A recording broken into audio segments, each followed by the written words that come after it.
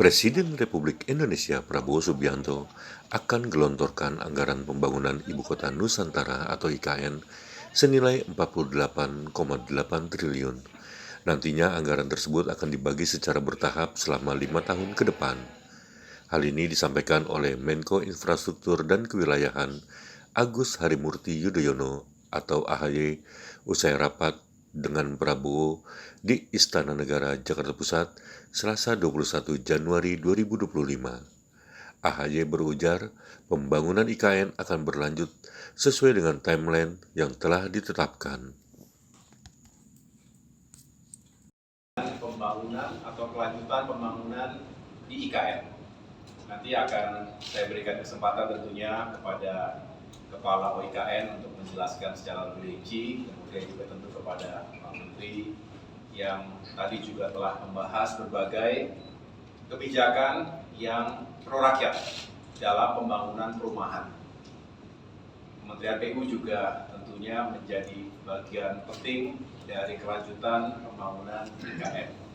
Perlu diketahui bahwa sesuai arahan dari Bapak Presiden Prabowo Subianto, pembangunan IKN ini akan kita lanjutkan, tentu mengikuti timeline dan tahapan-tahapan yang telah ditetapkan sebelumnya. Sebagai penjelasan kepada masyarakat luas, tahap pertama yaitu tahun 2022 hingga 2024 juga telah menghadirkan berbagai progres. Ada berbagai infrastruktur yang juga telah selesai 100%, tapi ada juga yang masih ongoing, masih berlanjut. Dan memang kita fokus pada pembangunan kawasan inti pusat pemerintahan.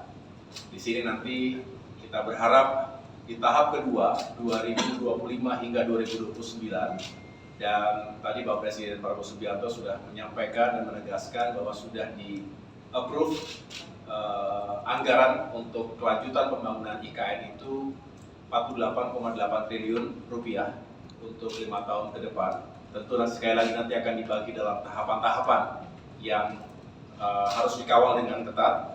Yang jelas, anggaran tersebut dipersiapkan, dialokasikan agar kami, khususnya OIKN, bisa menyelesaikan proyek pembangunan fasilitas atau gedung-gedung yang digunakan untuk parlemen, untuk legislatif, dan juga untuk yudikatif.